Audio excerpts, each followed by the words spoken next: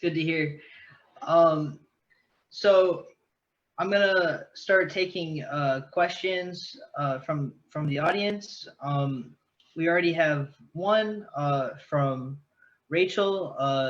They ask, what are people's thoughts on private companies like Target, for example, in Minneapolis, funding police? Is there concerns that defunding will just be coupled with private corporations funding police? Does anybody want to kick off answering that question? I think we have to be real careful right now, because what will happen is that the same thing that has happened with the work around taking money out of the prison system is that even when you're talking about getting people released, what happens is the system shapeshifts so that now they find another way to still imprison you. So we went from having people incarcerated to them having to go to day reporting centers to now being under electric monitors and being cooped up in their homes, right? So when I think of defunding the police, I think about really looking at reducing their budgets. And the city of New Haven has a $43 million budget for the police department. $7 million of that is for overtime. Overtime. Let's talk about what overtime looks like. As someone who used to work in a facility, every facility in every city has a skeleton crew of how many people they need to have. And most of the time, those numbers are inflated because they over-police certain communities and don't police other communities at all. Never mind the fact that we still have a triple occupation in the city of New Haven. And that doesn't even include we're just talking about Yale, Hamden, and New Haven, not even considering East Haven PD, still doing dirty work on the cusp of the side there over in Fairhaven. Same thing with West Haven Police and North Haven Police. So it's really important that when we're talking about defunding the police, we got to give them actual instructions as to where we want that money to go. So for starters, I'm a big fan of like the street outreach programs. I'm a big fan of programs that actually invest in putting people from their own communities to do work with young people in those communities. And guess what? Most of those programs, when you ask them, well, how effective are you? They can't measure their success because you can't count crime that doesn't happen, right? Think about that. There's usually the justification for the cops. But yet, if you look at programs like CT, Connecticut Violence Intervention Program, and you check out the neighborhoods that they're operating in, those brothers and sisters who do that work of working in the community to intervene with violence when it happens, whether it's shootings or whether it's actual physical fights, they don't even carry badges or any guns, but yet they're more effective than the police. So that being said, I would like to see, when we are talking about defunding the police, more investment in actual community-based programs that can take care of their own communities. I think one of the things we miss out in this conversation is looking at the role of history and how, even if you look at the role of integration had on a lot of the division that we have now. When we wanted integration, what ended up happening was that the communities that were already self-sufficient, that were taking care of themselves, were then made to rely on white systems and they completely got rid of Black teachers, black establishments, all of that. So we have to be very clear. However we move this movement forward, we have to be really clear in the language that we're using and be very clear in the alternatives that we want. Otherwise, they will be picked for us. Thank you, Addie. Does anybody else want to take a stab at that question? I'd like to see a lot more resources go into providing recreational opportunities for our children. I remember when I grew up, we had all kind of opportunities within our community: bowling, roller skating, teen centers, movies, everything. Now, if we want anything, we have to go out of town in the suburbs somewhere to have fun. And many times our children are not welcomed out there. So we have all these kids running around with nothing to do pretty much but a basketball court. They'll give them a basketball court, and then that's it. So I think when they provide more resources and show our kids that they matter and things that we provide for them, I think that'll also be a good way to reduce crime. Thanks, Bert. Anybody else? We actually have a lot of questions now. So I'll move on to another one. We have from Joe. Thank you, everyone. This is great. I'm a union hotel worker, and one of the discussions we're having in our union is the connection between the disrespect of the work of the majority Black, Latinx, and immigrant women during the COVID crisis and how that intersects with the fight against police brutality and racism in the community. The COVID crisis itself has shown systemic racism by the amount of Black, Latinx, and Indigenous communities disproportionately affected by the pandemic. How does the governor's corporate reopening of the economy that puts Black and Latinx workers' lives at risk and the fight against relate to the fight against police brutality? And what do you think the next steps are for the movement? Big question there. Does anybody want to start us off? I just quickly want to say I'm not going to really feel safe to do much of anything until I see the city and the state open up. The governor's opening up all of these places, but he's not opening up the state house where he has to go into work every day. So that's when I'll be convinced we're safe. That's a great point. Does anybody else want to try to take this one on? I know there's a lot there.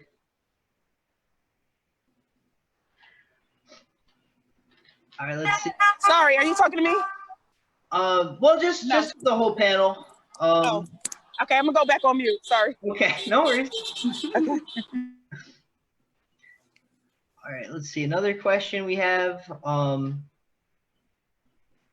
Could speakers discuss what needs this one's from Dan. Could speakers discuss what needs they see in terms of development of organization and political consciousness in this movement and in this moment? And also he says that all of the speakers are so great.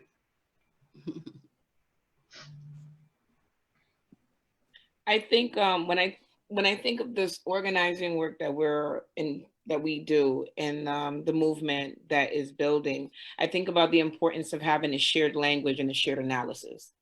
And like right now, people are all up in arms. Oh my God, defund the police. What are we gonna do without the police? Mm-hmm. And what do you mean abolition? When if you talk to people who've been doing this work for years, like Ms. Barbara Fair and what have you, this isn't new work. This has been going on. The only thing that's new is that now it's become the sexy thing to talk about because we're in the middle of an uprising. So when I say that we need a common and a mutual shared analysis, is that we need to be not necessarily always be in agreement, but be under clear understanding of what it is that we're looking at. So when I look at this whole idea of organizing with folks, and I do anti-racism based organizing, I got to make sure that your definition of racism aligns with mine. Because if you think racism is an interpersonal issue, and I'm talking about systems, we're not going to arrive at the same strategy to get it done. So if we don't have a shared analysis, we can't make moves. So that's the first place we got to start. Everything else builds from there. Because once we have a shared analysis, all we need to do is be in relationship. We got to show up for each other. If Miss Barbara's making a move, I got to be there. If Miss Alicia's making a move, we got to show up for her. And that is what's going on right now. Everybody's showing up for everybody. Mm-hmm. And lastly, what's happening right now, which is giving me goosebumps, is that white people are showing up without needing Black people present. That is powerful. Black people having to be there always to carry this is emotional labor that we don't have no more. But to see white people actually doing protests and demonstrations in places where they don't even have Black people living and standing there, even if it's just one of them, that makes a difference. Because now you're taking on the fight too. It's no longer just our fight. And I think I have a lot of hope in what's going on right now, because more people are starting to catch on to what's happening. But the one thing we need to make sure on that we are on right now, and we can do as often as possible, is make sure that we are all under the same understanding of what language we're using, and we're all on message. I second that. Also, even when I look at the movements that are going on around the country, I say if we ask a lot of people, well, what is this movement about? A lot of people will probably say, oh, it's about the killing of George Floyd. See, I'm on a whole different page. I didn't see the video of George Floyd. I was enraged long before that, so I didn't have to see that video. So I don't understand why now, but a lot of people think that's what it's about. So if we're going to be in a movement that's going to continue, we have to understand it's not about George Floyd. It's not about one individual. It's about 401 years of struggle and brutality and murder of us in this country. That's what it's about for me. So this is, I feel like our work is just beginning to happen. And I just hope people are in it to the end and not for the trend. Well put. Does anybody else want to get on for this question? It was about the what needs you all see in terms of development of organization and political consciousness in this movement and moment. We got a lot of questions, so if you don't want to get on it, it's okay.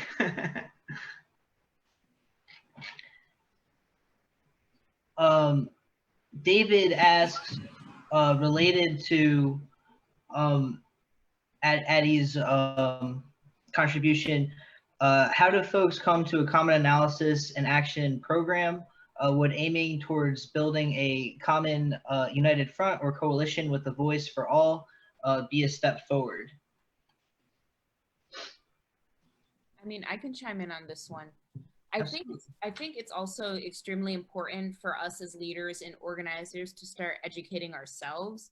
I mean, I've had like a book list like so long that I've been putting off, but I'm starting to realize how important it is, because people are asking me all these questions about abolition and defunding and what does anti-racism mean. And even though I know I have a sense of it, I really need to have a firm grasp of it if I'm able to teach it to somebody else. So I think as leaders, we really need to start reading up. We need to start listening to the people who came before us, reading those books, reading those articles, because there's so much, like, we don't need to reinvent the wheel. There is so much out there that we can use to build a movement, but we have to educate ourselves first. Thank you, Alicia. Anybody else want to get on this one?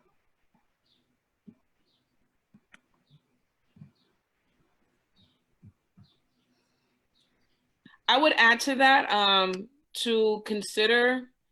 So outside of my work at Citywide, I'm also a core trainer with the People's Institute for Survival and Beyond. I'll call you back, Adam. All right, thank you. And as a result of that work, I've been able to tap into an organization that's been doing anti-racism organizing for over 40 years. So people who developed that analysis, who were doing the work even that far back. And as such, the work that they do, they run this workshop called Understanding and Undoing Racism Community Organizing, which is a workshop that we host at in New Haven at least 3 times a year. So I'm not saying that that's just, the only training to go to. I'm saying whatever training you decide to go to, just make sure you have an analysis, that you all have an exact same definition that you're working with. Because the one thing that we are always bumping up against each other is that one person's talking about apples, somebody's talking about bananas, someone's talking about oranges and grapes, and the next thing you know, we get all frustrated with each other and derail the movement. Right now, the opportunity, and people actually want to talk. So even in these online platforms, and I love that, we're just calling things what they are. So no, we're not afraid to say white supremacy. It doesn't hurt right now to say it out loud. And it doesn't cringe when you go white people or racism without people going, oh, we're uncomfortable. No, like, this is a time to take advantage and use every platform that we have to have the discussion. The more often that we have it, the more clear we become. And it's important also that once you have an analysis, to do yourself a favor, because most people think that going to a workshop is how you get what you need and that's it. No, the real work is after the workshop. Is after you have the analysis, how are you applying it? Who are you talking to? And the biggest place, especially for those of us who do this work, who are white doing this work, is for you to take your behinds home. Go home to your community, to your families, to that uncle you can't stand to be around because he's racist.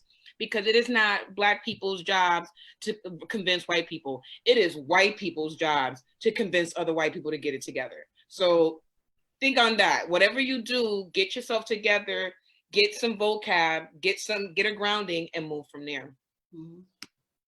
And I would just want to add, when we have these trainings, make sure that people who have lived experience are in them, and it's not someone just trying to tell us about something they've never lived themselves. Thanks, everyone. Does anybody else want to take a chance at this question? I got more, don't worry. Okay. Wyatt asks, what are some steps that can be taken in the near term to channel the clear, visceral energy in the mass upsurges all around the country into building the movement and winning real victories, while resisting attempts to co-opt or subsume this energy into defanged reforms, and that being the end of it? Which kind of, I think, brings us back to the point that Barb made a little while ago. Does anybody want to start off on that?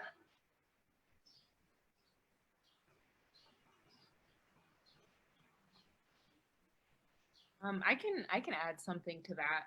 I mean, I think it's really important that in order to create long-term success, we can't just start planning events, but we need to start building movements and building organizations to support those movements.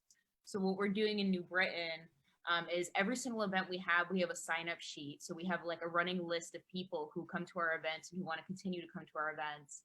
And we created our Facebook, we created all of our platforms, and we're in the process of getting status so that we can collect donations and give donations and use it for community work. And I think we need to make, if we want to be successful in the long term, we have to establish those structures now while there's so much momentum. And I think I realized that after our first protest, we had so many people there, and people were literally just throwing money at us. Like, I want to donate, I want to do something. What do I do? You know, people really want to help in any way they can. So we have to capture that right now to build sustainable structures for the future. Thank you, Alicia. I know, just quickly, working with legislators now, knowing there's a special session coming up, I just let them know from the start that I am tired of baby steps to justice. So we're going to have to talk about some real work, some real structural change happening. I'm not interested in, reform work. And so they at least know where I stand. And so I think if everybody make it a point of saying, this is where I stand and I'm not accepting anything less than real success, maybe we could possibly get it. Thanks, Barb. Anybody else want to get on this one?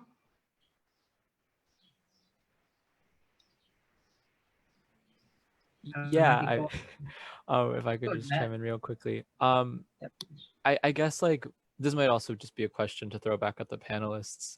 Sorry to answer a question with a question, but I've seen in my very short lifetime that generally speaking, especially in blue states like Connecticut, where like the dominant party is the Democratic Party, it almost seems more difficult to have them given to demands because like Ned Lamont isn't scared about losing his seat. Like the previous governor was so bad at his job, and we were still able to get another Democrat elected into office mainly through people in the cities who are generally Black and Latino, and students on campuses who are generally like, at least at UConn, it's mixed income, right? So they have, I think, almost no fear of, and like, what are we supposed to do if they say no to us, right?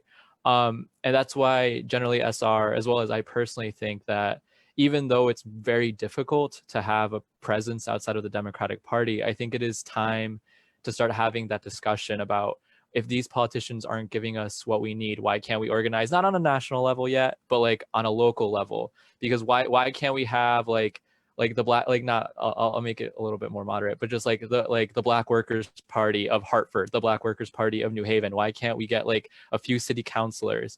And it's not even to just have that power within city council, but it's also to say, hey, city council's about to have this event, we're going to blast it out to our people, and we're going to make sure that people are there. Because oftentimes, I'm speaking from experience up at UConn, people in power will be like, oh, we're going to have a forum, don't worry, you'll have chances to speak.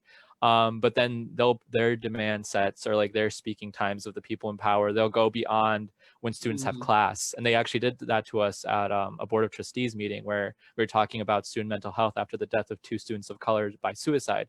And they took up, so our classes start at 10:15, and they knew that because they're the ones that set the schedule, right? And we had speakers who weren't able to talk, who had to go, a lot of students of color who had to leave before they were able to speak because their classes started. And at UConn, there's a really strict, like, no absentee policy for certain courses. And they know that, and they know that, and they use that against us. So in general, I I truly understand the need to speak with our representatives and make sure that we're on the same page. But in certain instances, like I know a few Democrats in the state who get money specifically from like the real estate industry, and that's an anti-Black industry. Like they profit from redlining, they profit from gentrification. So if we have politicians who profit from our oppression, not just as like Black people or Latino people or queer people, but just like as people who are working poor or working class, how are we going to make them change that if they're like literally making money off of us, right? So that's my question. But thank you so much to all of you. I really love all the experience in the room. I hear you though, and that's one of the things I struggle with a lot right now, because take this COVID situation with the people in prison, and we have done everything to get Governor Lamont's attention. We've had protests outside his house several times, up in Hartford, outside the jails, everywhere. He is completely tone deaf to the pain and suffering of Black and brown people. And just me seeing that frustrates me, because I feel like even if we were able to get legislators to get on board, he has the last say. And he has shown us he could care less about Black and brown people, and even less about Black and brown people that are incarcerated. So we do have to think about where do we go when we have a government that no longer serves us? And that's along the lines that I'm talking, thinking in my head now. Where do we go from here? Because a lot of these legislators also get big, huge contributions from the fraternal of police. So they make sure any kind of legislation that tries to undo some of their things that they do to oppress us, those legislators who are getting funded are right on top to make sure everything gets squashed. And you know, it's frustrating knowing that, and knowing no matter how hard you fight, that you're up against these kind of people and these powerful unions, and they're a big part. So I hear you. I'm feeling the same way. We have to do something different. Thanks, Bert. Hattie, do you want to respond to the question, or to Mateo's or Matt's question? Listen, what you know what I'm waiting for, and I don't understand how I can't wait for this to happen, and I'm going to speak it into existence.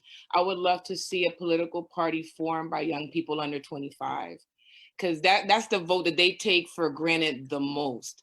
If young people under 25 mobilize, you would take out, you could actually replace the majority of the folks in power, because people under 25 as a voting bloc actually outnumber the baby boomers. Mm-hmm. So like, if there was ever a time for us to start thinking politically how to build power, Matt, you are right on target. And if anything, this is the time for us to be as unapologetic as possible. I'm talking about we should be shutting down highways nonstop until they open the Capitol for something more than just police brutality, but for canceling the rent, to free them all, for insurance for everyone. Like, I think this is the time when we take things over, because you're right. How is it that even in this state that is predominantly blue, right? Predominantly blue, Ned Lamont is holding hostage the state capitol until we have bipartisan agreement on a police accountability bill that will not have public hearing. Think about that. We don't even need the Republicans at this point, but he still wants the Republican approval, which goes to show you he's not a Democrat. He pretends to be a Democrat to get elected, and then he is sitting up here playing party lines. If anything, you know what? Someone told me that we need to be launching a campaign and let her know that from this point forward, we are taking it to the polls. And what that should mean is that we need to start running folks as independents. Until we can have our own political party, we should be moving to supporting as many independent candidates as possible. Justin Farmer, for instance, we need to be showing up to support Justin as much as possible, because Justin is fitting to get into the Senate and be unapologetic about the work that we're doing. So this is the time for us to build momentum, and when people keep showing up, we need to build a political party. Whatever that party is, just know I'm down. I'm trying to figure out how to get it popping, twerking, whatever, the party of whatever, the revolution. But we have OGs who know the work already. It's time for us to actually use the wisdom and the energy of the young people to take over. They can't tell us no. We outnumber them. Just remember that. And I think the most important part is getting a candidate that they can trust, that is going to do the work that they want. Because I believe a lot more people will vote if they had someone they thought really cared about them. And that's why you see a lot of people not voting. It's not because they don't think the vote's important. It's just they don't want to keep giving their vote to somebody they know don't care nothing about them. Say it again, yes. And another person who's trying to get in, I hope we get a lot of support from, is Alex Taubes, Taubes. He's another one in New Haven trying to take Martin Looney's seat. It's time to let these career politicians go home and let some young people in there that are socially conscious to get in there and take their seats. And until they feel that threat, they're going to continue doing exactly what they're doing now. Lamont needs to know that his time is getting shorter every day. So we need to be working on who's going to replace him, because he's got to go. Thank you so much, Barb. Dana, do you want to answer the question as well? I'm pretty new to the movement, so I don't really know as much as the other panelists, but I completely agree with everything that they're saying. I recently went to a protest in Hartford. It was on Juneteenth, and Richard Blumenthal, he came up and he spoke, and his speech was just so incredibly frustrating to me, because he has the power to do the things that we want him to do, and every time he's called to speak on something, he just brings it back to Trump and like makes Trump this like big enemy. And yes, Trump is our enemy, but what are you doing to solve the issues that we want you to solve? He just, yeah, it's just, we need to get these people out of power, but it's so frustrating, as Matt said, in Connecticut, where people think that because we're a liberal state that we don't have these issues, that these aren't big issues in our state when they really are. So we need to get these people out of power, period.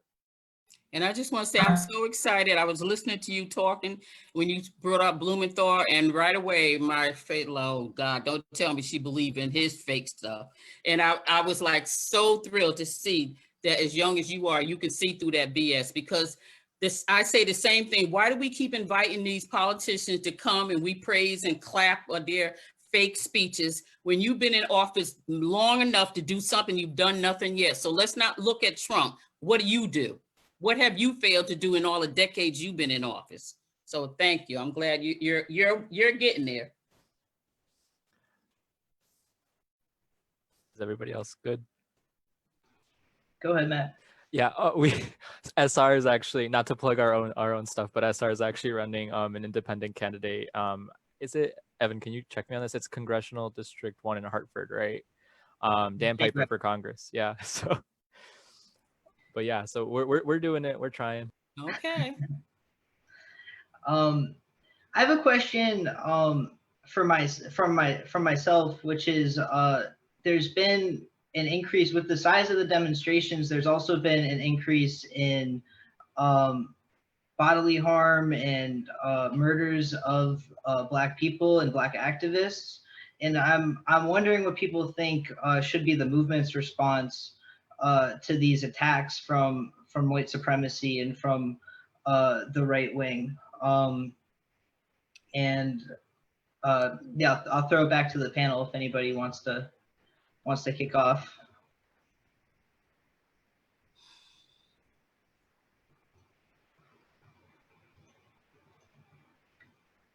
I don't know. This is the history of America. So I don't know. This is what they do.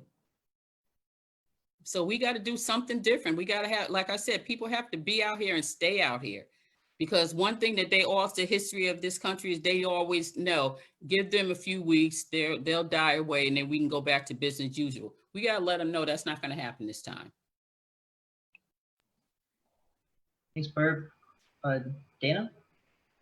Yeah, and to go along with that, I think just making this movement as decentralized as possible can really help, because I think they think that if they can target some of the leaders of the movement that they're going to stop us, but we need to make sure that doesn't happen. We don't need a leader that is going to be in charge of the movement. We're all in charge of the movement. We're all living this experience, and we can't let this keep happening where we get somebody dies and then we get this upheaval of support, and then something happens, and then it just dies down. Like, we're tired of this. This is exhausting. We need to make sure that we're educating as many people as possible so that they can keep the momentum going, no matter what happens. That's right.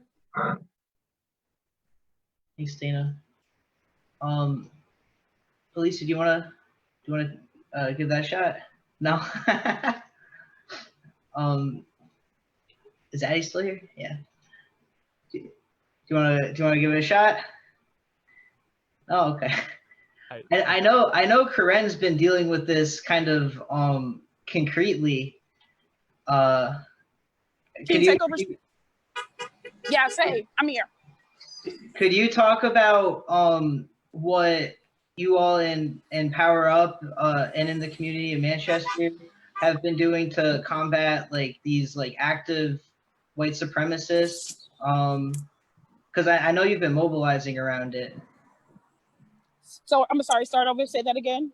I was saying, could you talk about what you and Power Up and the community in Manchester have been doing to fight like the white supremacists who have been like threatening people, and you know, the incident you were talking about earlier?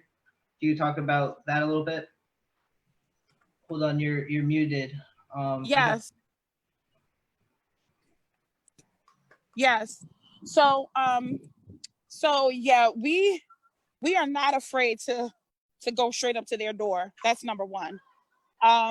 When the incident that took place with these 3 young boys, the first thing I want to point out is the media and how they were ready to address the race of the boys, but they repeatedly just said men. 2 men, allegedly, whatever, 3 black boys. 2 men, allegedly, whatever, 3 black boys. And they never wanted to address that the men were white.